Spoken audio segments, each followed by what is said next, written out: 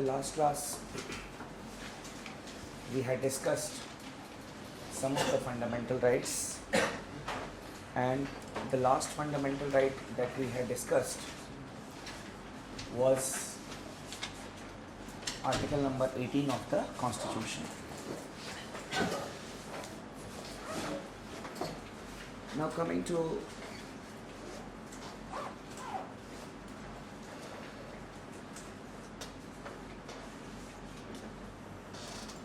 right to freedom.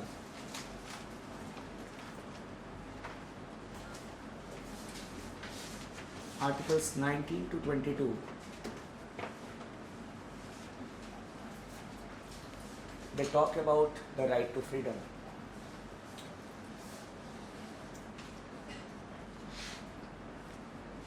Article 19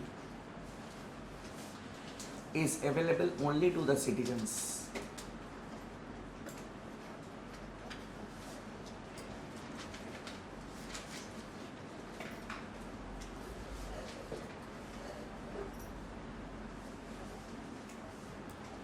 Article 19 is available only to the citizens.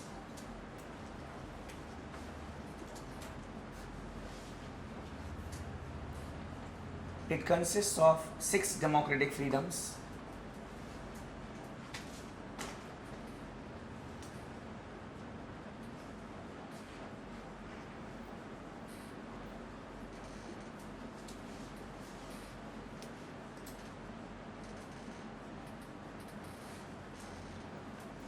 Article 19, Clause 1, Subclause A. It is right to freedom of speech and expression.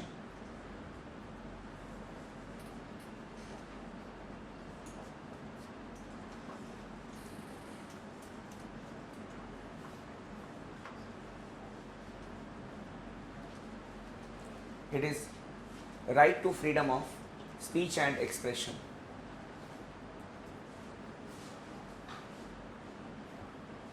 Now this right to freedom of speech and expression, it means the right to express one's views freely and openly.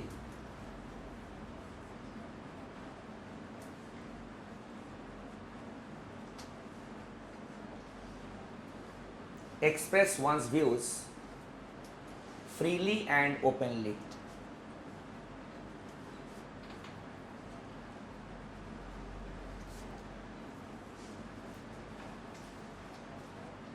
Freely means the person can use any means to express his or her views. The person can use any means to express his or her views.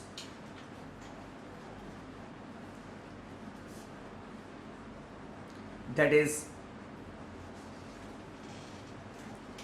writing, speeches,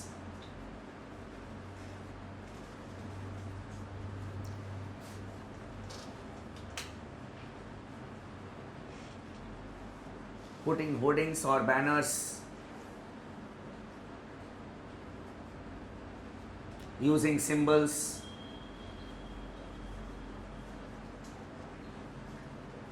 anything.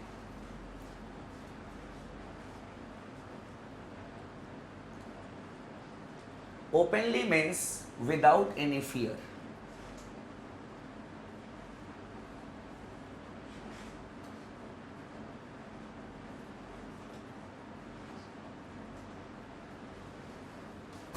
Without any fear.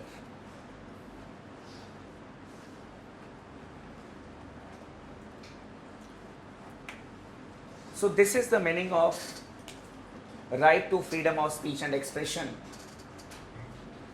This article, that is right to freedom of speech and expression, has received wide interpretations by the judiciary, and many of the rights which have not been a part of Article 19, they have been interpreted as a part of right to freedom of speech and expression. So even if those rights have not been mentioned in the Constitution, their violation will mean that it is violation of the right to freedom of speech and expression. Now, what are some of the important interpretations of Article 19, Clause 1, Clause A?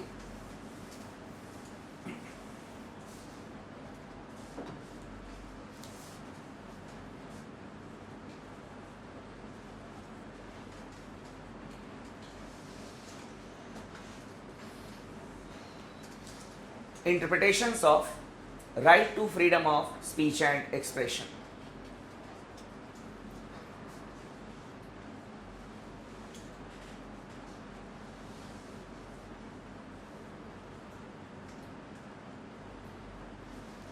Freedom of press. Nowhere in our Constitution it has been mentioned that freedom of press is a fundamental right. Nowhere in our Constitution it has been mentioned. But it is considered to be a part of the right to freedom of speech and expression. This question was discussed in the Constituent Assembly, that why the right to freedom of press should not be included as a fundamental right. Answering to the queries of the members of the Constituent Assembly, Dr. B.R. Ambedkar held that the editor or the manager of the newspaper, in his capacity as the citizen of India, he has the right of freedom of speech and expression. So there is no need to mention it separately. If it is violated, it will be considered as violation of the right to freedom of speech and expression. So that is why it was not separately mentioned in the Constitution, but this right is considered to be a part of right to freedom of speech and expression. Then, right to information.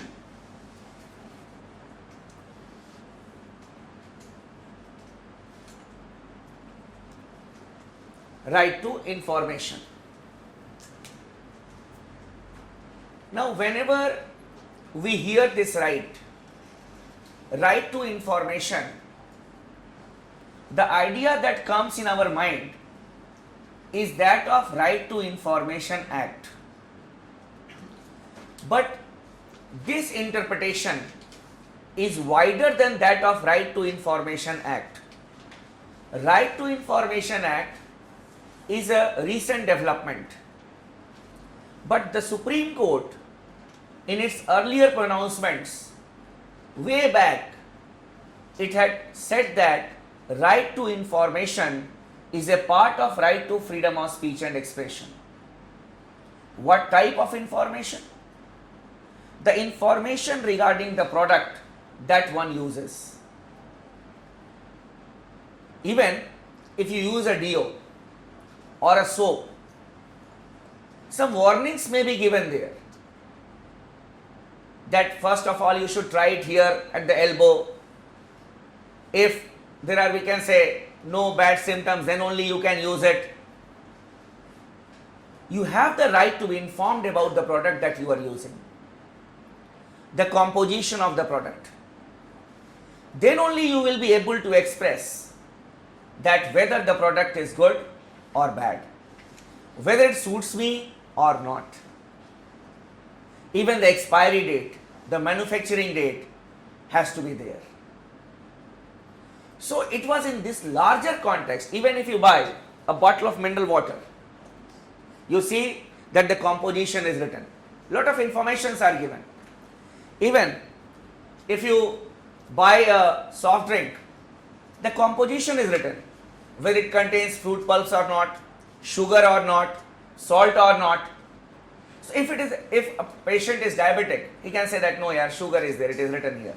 it is not good for me. He can express his views. So it is in that sense that the Supreme Court had held that right to information is a part of right to freedom of speech and expression. To bring transparency in administration, we had the Right to Information Act, which was passed by the Parliament. Then, right to know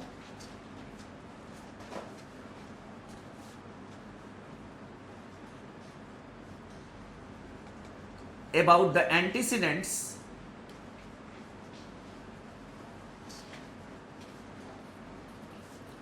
of the candidates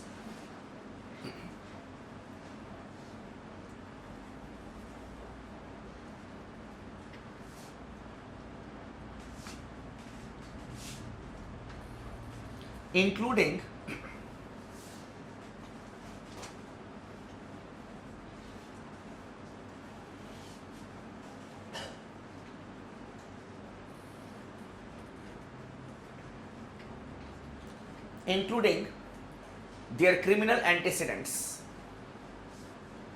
Right to know about the antecedents of the candidates, including their criminal antecedents. It was a case in the Supreme Court, that is PUDR versus Union of India case 2002. PUDR is an NGO, People's Union for Democratic Rights, and it keeps on filing the PILs for the welfare of the members of the society for their rights. So it was because of a litigation filed by the PUDR that the Supreme Court held that the voters have the right to know about the antecedents, means the background of the candidates, including their criminal antecedents.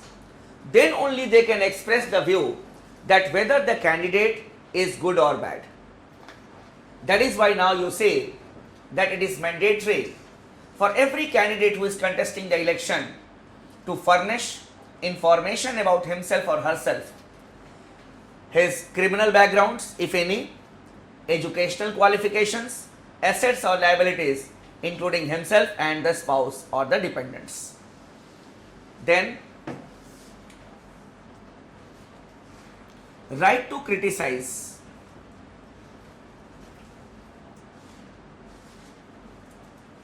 Right to criticize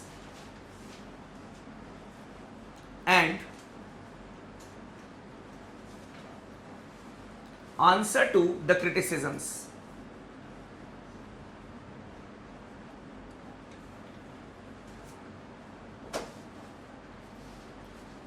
Right to criticize and answer to the criticisms. It is your basic fundamental right. Constructive criticism is not bad. Constructive criticism.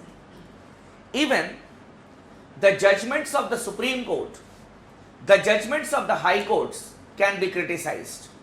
Not an issue. Because the judges are also human beings. They have got their views. You may also feel that it may not be rational. So constructive criticism is not bad. But it is not that you will not obey the judgment of the court. That will be meant as contempt of court. You can criticize it, but you will have to obey that. Criticism is something very different.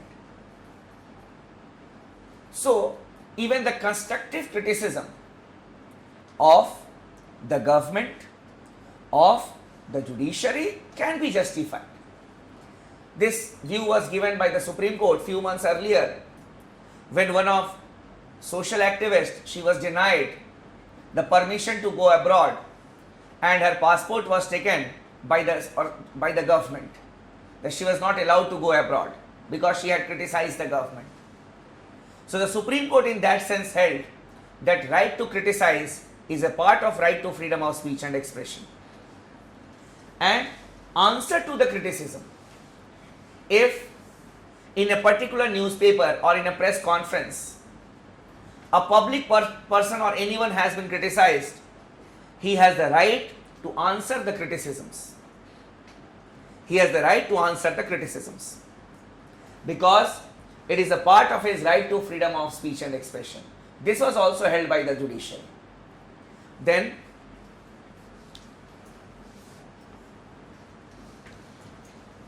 right to hoist the national flag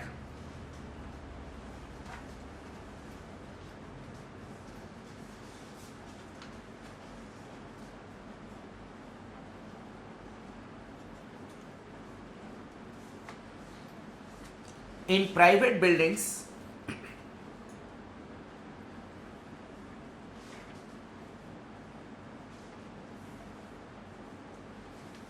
throughout the year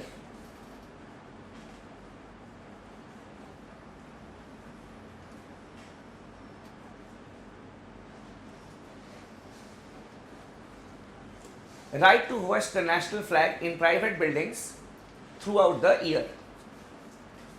This view was given by the Supreme Court in the Naveen Jindal case.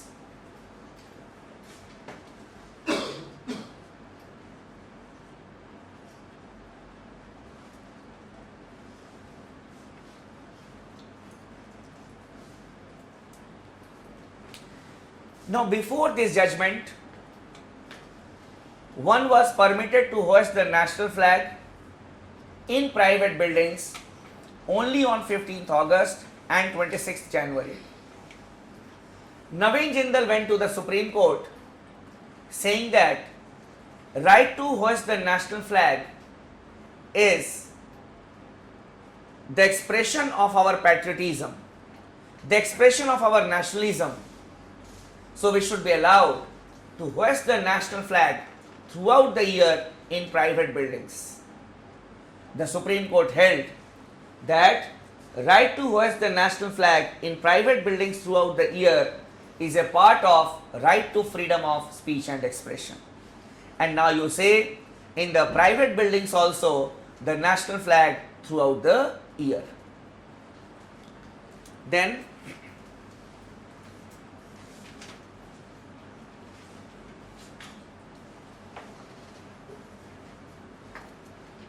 right to silence or right to remain silent. Right to silence. Even by keeping mum, keeping silent, we can express our views. If you are not happy with someone, what you do? You just don't talk to him. You ignore that person. If you want to wish someone, you can just smile, you can stand up, you can wish. But it was not in this context that the Supreme Court had given this verdict. The case pertains to Kerala. In Kerala, there is a cult called Jehovah's Witnesses.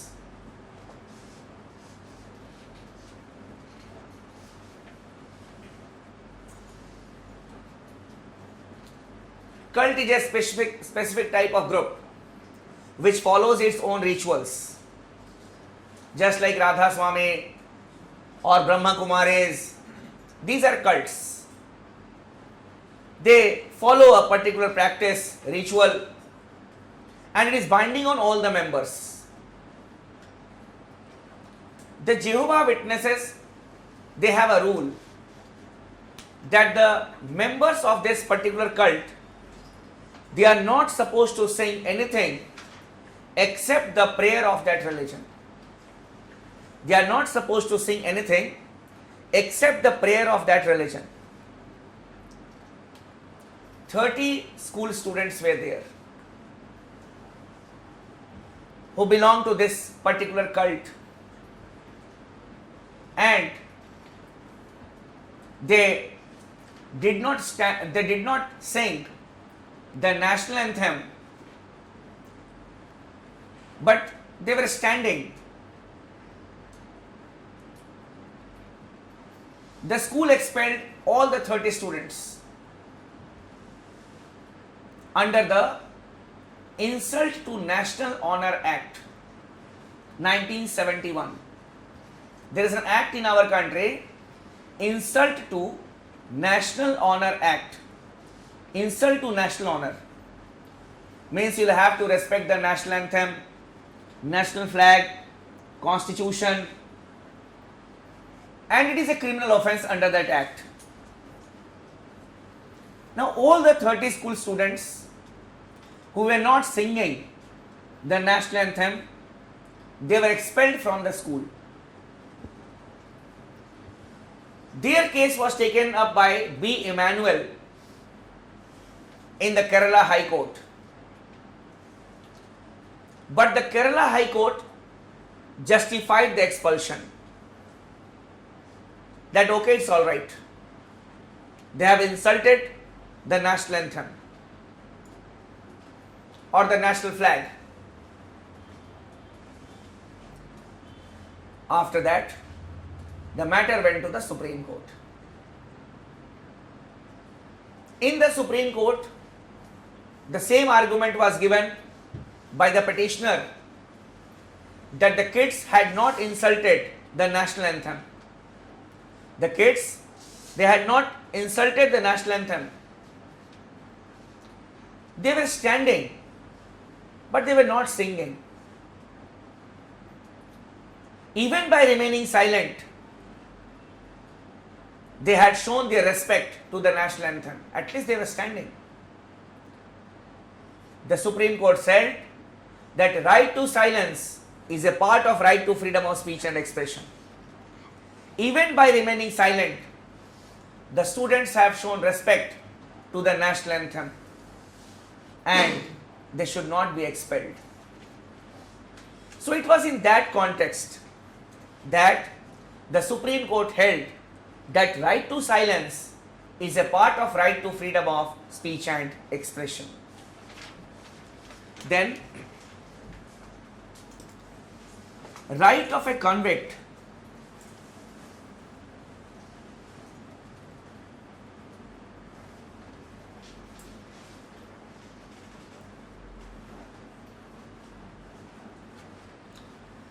to express himself.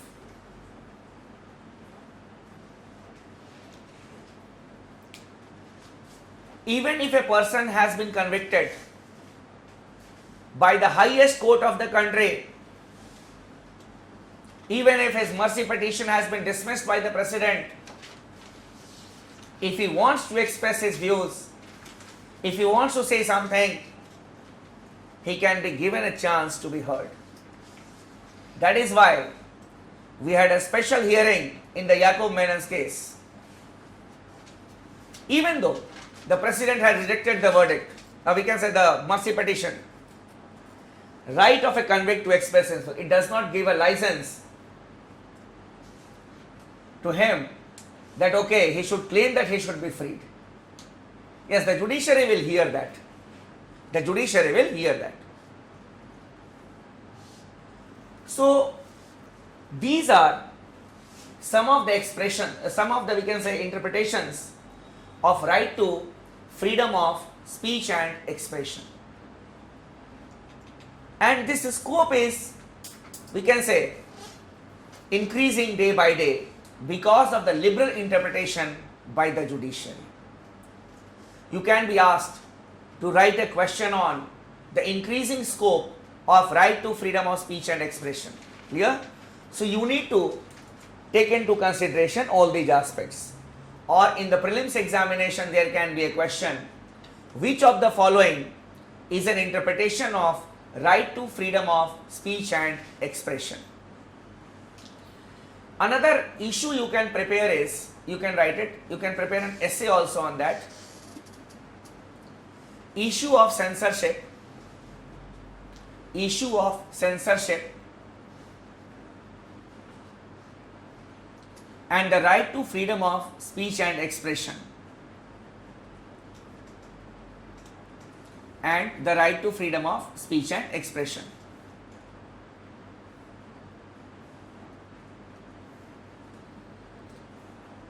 When you will be appearing in the main examination after your prelims, till then many of the aspects can be clear to you you may have developed some understanding of the newspapers, the magazines. Then, based on the information and the knowledge that you will gather, your horizon will develop. You can prepare such type of questions as well as an essay on this issue. Clear?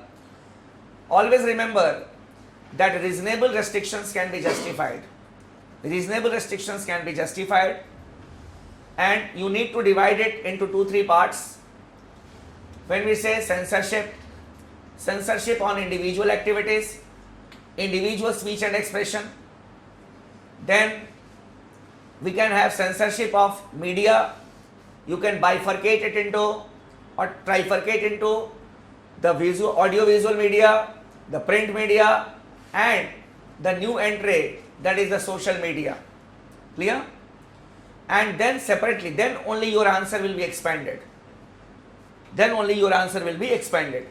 To what extent the restrictions can be justified, the censorship can be justified. Regarding the media, the print media and the audiovisual media, no doubt there should be some censorship on the ground of national security, to maintain good relations with the foreign countries. We can have restrictions. But remember one thing, that too much censorship on the media may dilute the very purpose of having the press. So the press will have to develop a mechanism themselves, because lot of news are coming of paid news. Clear, paid news is there.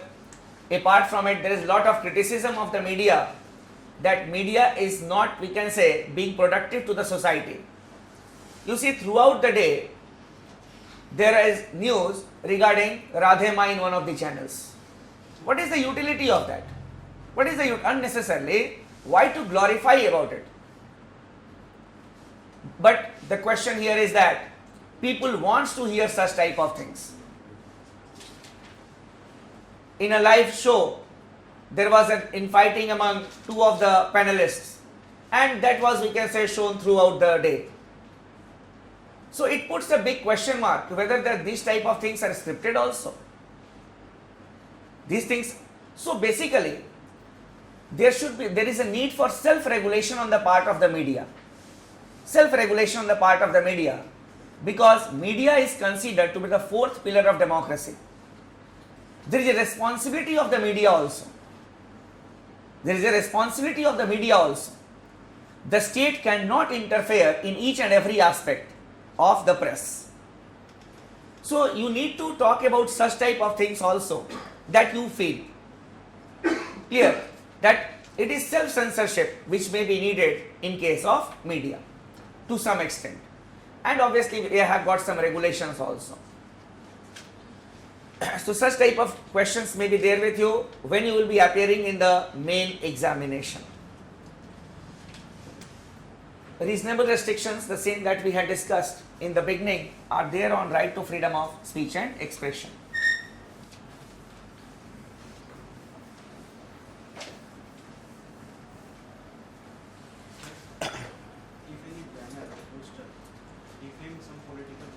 I just said one sentence, that the restrictions that we had discussed in the very beginning on the fundamental rights applies for right to freedom of speech and expression also. Clear? It clearly means that defamation, contempt of court, to maintain public order decency, to maintain good relations with the foreign countries, to maintain sovereignty, obviously there should be reasonable restrictions on right to freedom of speech and expression.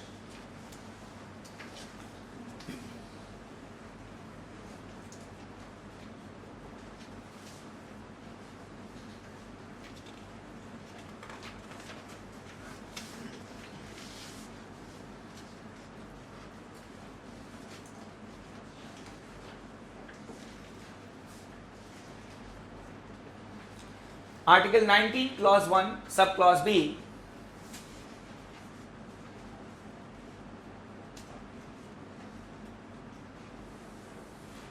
It is right to assemble.